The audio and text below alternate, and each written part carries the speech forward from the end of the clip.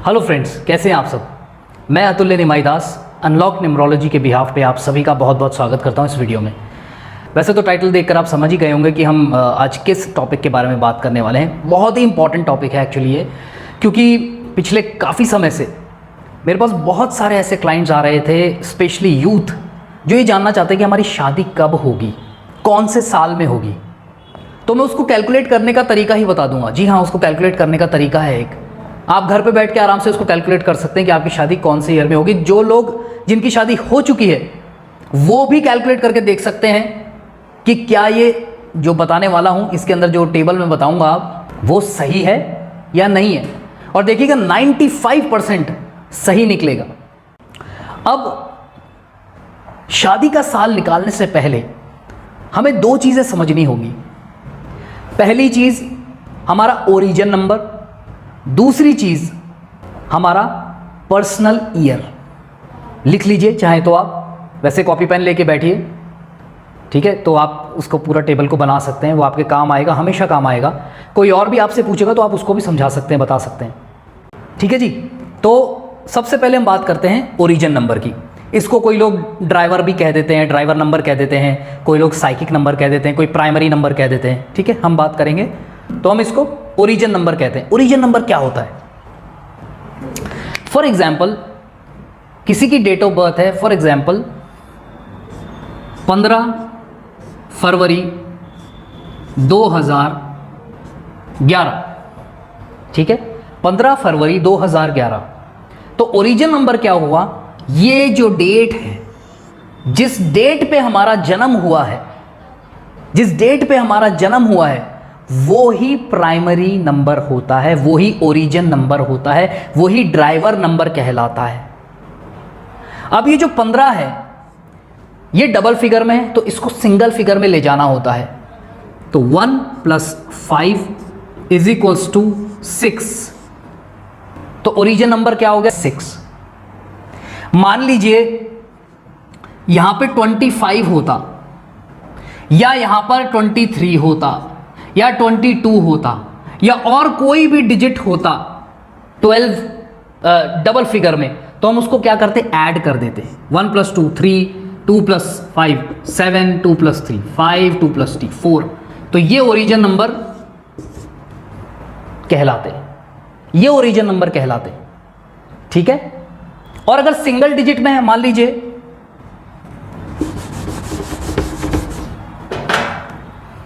किसी का है 6 नवंबर 1950, तो उसका origin number already single digit में है, डबल डिजिट में करने की जरूरत ही नहीं है, तो उसका ओरिजिन नंबर क्या है? ऑलरेडी 6 है।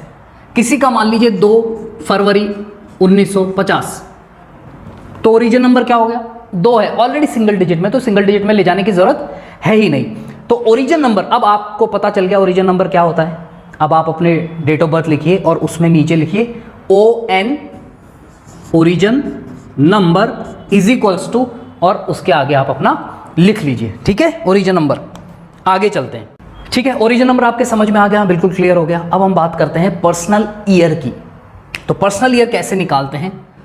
तो यहां मैं एक डेट ऑफ बर्थ ले रहा हूं एग्जाम्पल के तौर पे, 29 अक्टूबर 1985, ठीक है। अब पर्सनल ईयर कैसे निकलेगा इस इंसान का जिसका जन्म इस दिन हुआ है?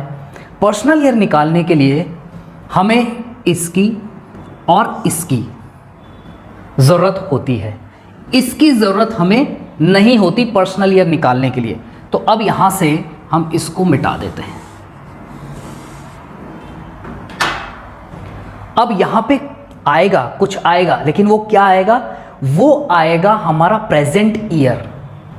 अभी जो साल चल रहा है, जो यूनिवर्सल ईयर अभी चल रहा है, वो यहां पर आएगा। तो अभी कौन सा ईयर चल रहा है? 2022।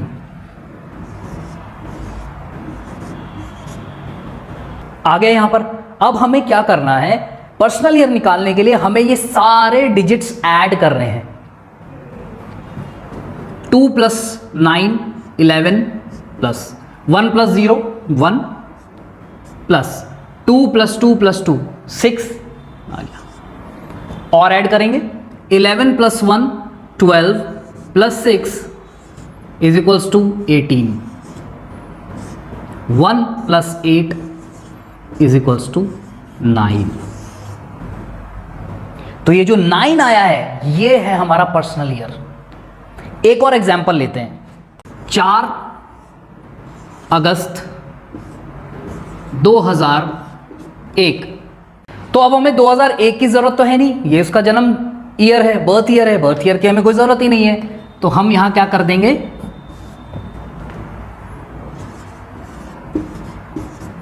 ये वाला साल लगा देंगे। ठीक है, अब ऐड करते हैं, 4 + 8 12 प्लस 6 तो यूनिवर्सल ईयर का टोटल है ही, सब में 6 आएगा ही आएगा। 12 + 6 फिर 18 आ गया, फिर हो गया 9। तो इस इंसान का जिसका 4 अगस्त पे जन्म हुआ है, किसी भी साल में ये जो साल चल रहा है उसका पर्सनल ईयर क्या है, वो 9। एक और एग्जांपल ले लेते हैं जल्दी से आपको समझाने के लिए। मान लीजिए किसी का हुआ है 3 अक्टूबर 1987, 87। ठीक है, 1987 हमें चाहिए नहीं, हम यहां क्या रख देंगे 2022। ये लिख दिया हमें। 3 + 1 1 + 0 का तो 1 ही आएगा, तो ये आ गया 4 प्लस ये 6 हो गया, ये आ गया 10। 1 + 0 अगेन 1। तो जिस इंसान का किसी भी साल में 3 अक्टूबर को जन्म हुआ है उसका पर्सनल ईयर क्या आ गया, 1 आ गया। 2 चीजें अब आपने कैलकुलेट कर ली हैं, एक आपका ड्राइवर नंबर, दूसरा आपका पर्सनल ईयर। ड्राइवर नंबर कह लीजिए, ओरिजिन नंबर कह लीजिए। ठीक है, ओरिजिन नंबर और पर्सनल ईयर, ये 2 चीजें आपने कैलकुलेट कर ली हैं। ठीक है, अच्छे से समझ गए। अब मैं आपको एक टेबल बताने जा रहा हूं, उस टेबल के हिसाब से आपको किसी भी इंसान का जब देखना हो कि इसकी, कोई आपसे पूछे यार तुझे शादी कब होगी मेरी, तो आप भी थोड़े से एस्ट्रोलॉजर बन सकते हो, एक न्यूमरोलॉजिस्ट बन सकते हो आप इस टेबल के हिसाब से जो मैं आपको अब बताने वाला हूं। तो आप उसको प्रिडिक्ट कर सकते हो। This is just a prediction. 80 to 90% prediction आपकी देख लेना आप सही जाएगी। मैंने लाइट बंद कर दी है थोड़ी सी क्योंकि उसका फोकस इस पे पड़ रहा था, तो आपको क्लियर शायद नहीं दिखाई देता। तो ये मैंने टेबल बनाई है, देखिए ये ओरिजिन नंबर लिखे हुए हैं सारे, 1 से लेकर 9 तक होते हैं, सिंगल डिजिट में ही होते हैं ओरिजिन नंबर, आपको पता ही है। ठीक है, हमें हमेशा सिंगल डिजिट में ही देखना है। जैसे 1 से 9 तक किसी का हुआ है जन्म तो वो तो उसका हो ही गया, उसके बाद 10 से लेकर 31 तक सबको ऐड करके हमें सिंगल डिजिट पर ही लेके आना है, तो 1 से लेकर 9 तक ही आएगा वो, उससे ऊपर जाता नहीं है। ये पर्सनल ईयर्स लिखे हुए हैं। अब ये पर्सनल ईयर्स कैसे आए, इसकी कैलकुलेशन क्या होती है, ये अगर हम जानने में जाएंगे तो वीडियो कम से कम 40-45 मिनट का हो जाएगा और उससे कोई फायदा भी नहीं होगा। मैं आपको डायरेक्ट ये टेबल दे रहा हूं जिससे आप बता सकते हैं सामने वाले को कि भैया तेरी शादी कौन से ईयर में हो सकती है, या आपको अगर अपनी शादी के बारे में जानना हो तो आप ये कैलकुलेट कर सकते हैं कि हाँ मैं आगे, अगर आज मैं लड़की ढूंढ रहा हूं, अगर मेरे पेरेंट्स आज लड़की ढूंढ रहे हैं मेरे लिए, या लड़की देख सकती है कि लड़के अगर ढूंढ रहे हैं तो कौन से एक्सपेक्टेड ईयर में एक्चुअली में मेरी शादी होगी। ठीक है, तो ये बिल्कुल सिंपल है। तो जिसका भी ओरिजिन नंबर 1 है, यानी कि जिसका भी जन्म किसी भी महीने की 1 तारीख, 10 तारीख, 19 तारीख या 28 तारीख को हुआ है, उनका ओरिजिन नंबर क्या है, 1 है। उनके एक्सपेक्टेड शादी का जो पर्सनल ईयर बनता है वो बनता है 1, 4, 5, 7 और 9। पर्सनल ईयर मैंने आपको निकाल के दिखाई दिया। अब आपको एक सिंपल सा एग्जांपल देता हूं। फॉर एग्जांपल मेरा जन्म है 29 अक्टूबर को। ठीक है, अब मुझे देखना है मेरा शादी का ईयर कौन सा हो सकता है। वैसे मेरी शादी हो गई है, मान लीजिए मेरी शादी नहीं हुई होती तो मैं कैसे निकालता, 29 अक्टूबर का 10, 29 + 10 + 2022। ठीक है, सही है, मैंने यही कैलकुलेशन आपको बताई थी। तो क्या हो गया 29 10 2022। तो ये क्या हो जाता, 2 + 2 11, तो हम यहां लिख लेते हैं 11 प्लस 1 + 0 1 222 6। ठीक है, ये क्या आ जाएगा इज इक्वल्स टू 11 + 1 12, 12 + 6 18 और 1 + 8 9, यानी कि मेरा जो पर्सनल ईयर है अभी 9 चल रहा है। अब मेरा ड्राइवर नंबर क्या है, ओरिजिन नंबर क्या है 29। 29 का मतलब 2 + 9 11, 11 का 1 + 1 2, तो मेरा ओरिजिन नंबर 2 है। तो मैं सीधा यहां जाऊंगा, ये आ गया मेरा 2।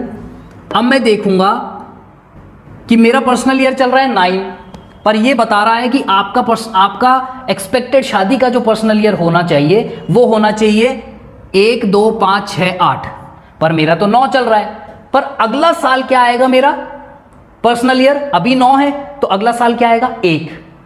10 नहीं, 10 को 1 + 0 क्या हो जाएगा? 1। तो अगला जो साल है यानी कि 2023 वो मेरा एक्सपेक्टेड ईयर हो गया शादी का।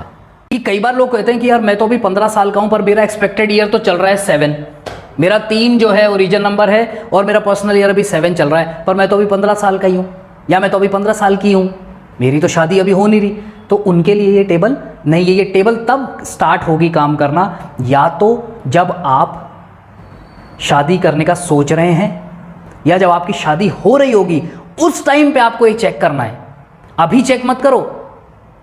या तो आप देख रहे हो कि यार मैं देखना चाह रही हूं कि अब मैं ऑलरेडी 23, 24 की हो गई हूं या हो गया हूं, 24, 25, 26 साल का हो गया हूं, तो मेरा क्या एक्सपेक्ट, मैं घर वाले ढूंढ भी रहे हैं तो मैं एक बार कैलकुलेट करके देखता हूं। तो आप कैलकुलेट जब करेंगे तो ये साल या आपकी मान लो पक्की हो गई शादी, तो आप चेक कर सकते हो कि यार मेरी पक्की हो गई और अगले साल मेरी शादी है, अगला साल मेरा पर्सनल ईयर क्या है? हाँ, ये मेरा पर्सनल ईयर आ रहा है।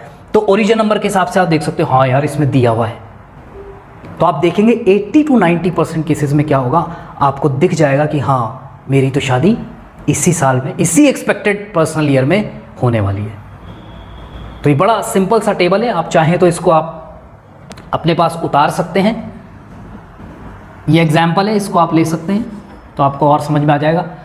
चलिए इसमें देख लेते हैं कि मैं अगर अपनी शादी का देखूं कि क्या पर्सनल ईयर वही आ रहा है क्या। मेरी डेट ऑफ बर्थ है 29 अक्टूबर, ठीक है, जैसे मैंने आपको बताया। मेरी शादी हुई थी 2012 के अंदर। तो उस टाइम पे मेरा पर्सनल ईयर क्या चल रहा था, चलिए कैलकुलेट करते हैं। 29 + 10 + 2012, ठीक है। तो 29, 2 + 9 11 + 1 + 0 1 + 2 + 1 3 3 + 2 5, ठीक है। 11 + 1 12 + 5 = 17, 1 + 7 8। तो जब मेरी शादी हुई तब मेरा पर्सनल ईयर 8 चल रहा था, ठीक है। मेरा ओरिजिन नंबर क्या है? 2। तो अब देखते हैं कि क्या मेरे पर्सनल ईयर एक्सपेक्टेड था उस टाइम पे शादी होना, तो ये आ गया 8, ठीक है। तो उस टाइम पे मेरा पर्सनल ईयर 8 चल रहा था और मेरी शादी उसी एक्सपेक्टेड ईयर में हुई। सिंपल है। अब आप अपने आप कैलकुलेट कर सकते हैं कि अगर किसी की भी शादी का आपको एक्सपेक्टेड पर्सनल ईयर देखना है या पूछ रहा है कोई आपसे कि यार मेरी शादी कब होगी, मैं समझ नहीं आ रहा, पता नहीं, हो ही नहीं रही, तो अपन कैलकुलेट करके उसको बता सकते हैं कि भाई तेरा ये पर्सनल ईयर चल रहा है और तेरा जब ये आएगा तब जाकर, कई बार लोग आते हैं वो कहते हैं कि मेरा देखो आप, तो मैं जब देखता हूँ तो कई बार डिफरेंसेस आ जाते हैं। मान लीजिए 3 उसका ओरिजिन ईयर है और उसका पर्सनल ईयर अभी 4 चल रहा है, तो 3 तो निकल गया, 4 आ गया। अब कब चांसेस हैं? 6 में। मान लो उसका अभी ये साल 4 चल रहा है तो 6 कब आएगा? 2024 में। तो उसको बोलेंगे यार अभी तेरे को 2 साल और वेट करना पड़ेगा। तो 2024 में जाके तेरी शादी होगी। तो हो सकता है अगले साल 23 में शादी फिक्स हो जाए, क्योंकि नॉर्मली क्या होता है 4-6 महीने का गैप होता ही होता है शादी के अंदर। नॉर्मली कईयों की बहुत अर्जेंसी में हो जाती है, बट नॉर्मली अगर हम देखें तो 4-6 महीने का गैप होता ही होता है। तो उसमें क्या होगा आप बता सकते हो कि यार 23 में लास्ट में जाकर कहीं तेरी हो सकता है शादी हो जाए, या सेकेंड हाफ में कहीं जाकर तेरी शादी तय हो जाए, और फिर 24 में चांसेस हैं वो जनवरी भी हो सकती है, मार्च भी हो सकती है, जुलाई भी हो सकती है, दिसंबर भी हो सकती है। बोला यार इतना पक्का मैं एस्ट्रोलॉजर नहीं हूँ, अगर तुझे एकदम फिक्स चाहिए कि कौन से मंथ में ही होगी तेरी शादी, तो उसके लिए तो तू अतुल्य निमाई दास जी से कंसल्ट कर ले, इन अनलॉक न्यूमरोलॉजी पे चले जा, वो तुझे एग्जैक्ट मंथ बता देंगे कि कब शादी होगी। तो ये छोटा सा वीडियो है, अगर आपको पसंद आए तो लाइक ज़रूर करिएगा और शेयर भी करिएगा, ठीक है। Thank you so much. Hare Krishna, bye bye, take care.